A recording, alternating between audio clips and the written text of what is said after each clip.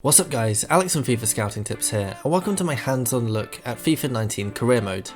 The months leading up to FIFA 19's launch have been nervous ones for Career Mode fans, with FIFA producer Matt Pryor saying Career Mode does not reach enough people from EA's point of view, and no major new features to speak of aside from the Champions League branding. A lot of people have been braced for a disappointing experience. But now that it's here, what is FIFA 19's Career Mode actually like to play? Is it the same old story from years past, or has it improved on FIFA 18's formula? Let's start with the good news.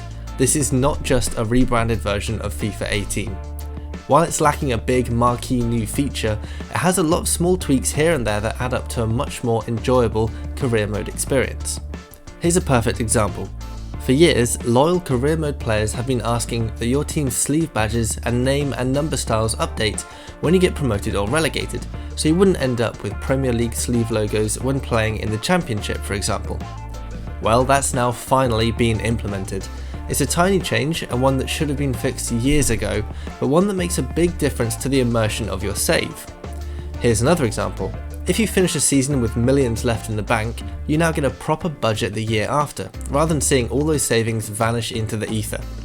There's now an incentive to stash your spare cash in case you need it next year, rather than splurging on expensive signings because you know you'll just lose the money anyway. There are improvements elsewhere too. The scouted player mini faces have been overhauled and look a lot more realistic now, plus they actually look the same on the pitch as they do in the academy. No more jarring mismatches. There are new training drills, including ones that let you train strength and sprint speed for the first time. Gameplay has been improved, and Ultimate difficulty has made it across from Ultimate Team. There are new dynamic tactics, which let you change your tactical approach mid-game without even having to pause. Yes, you could do something similar in the past, but that just gave you generic options to like defensive or all-out attack. This year you can define your tactics in depth beforehand and assign them a shortcut, giving you much more control over tactical changes on the fly. And what about the Champions League package, which was the headline feature of Career Mode this year? Well, I personally love it.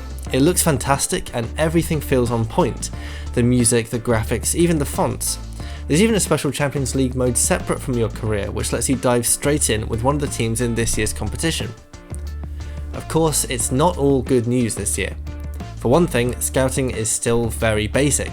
You can't scout any new countries, sorry Wales fans, and you still won't find any strikers when looking for attackers or centre-backs when searching for defensive-minded players. You still get unrealistic transfer offers, such as a random Argentinian team offering to take your 16-year-old prospect on loan when you're playing in the Premier League. It's only a minor thing, but it definitely feels jarring and breaks the immersion. Perhaps weirdest of all, the number of save slots in Career Mode has been reduced from 8 in FIFA 18 to a mere 4 in FIFA 19. I've reached out to EA's press people in an attempt to find out why it was done and if it will be fixed. Fingers crossed for now. So while EA did well to fix a bunch of long-standing issues this year, there are still problems that persist.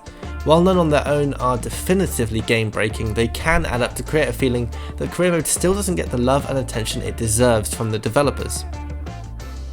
EA got a lot of stick this year for claiming to be listening to the community, while bringing nothing new to Career Mode. But that seems a little unfair to me.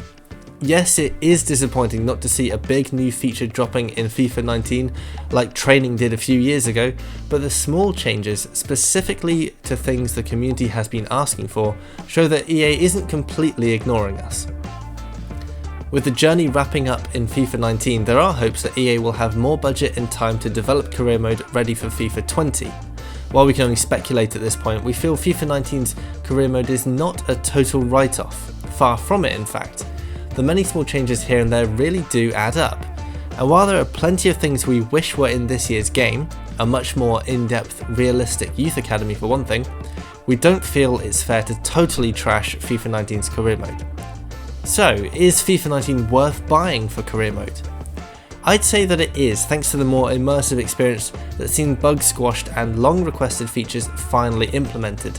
It's a much more mature mode than last year's offering, and those small changes add up to make it much more enjoyable.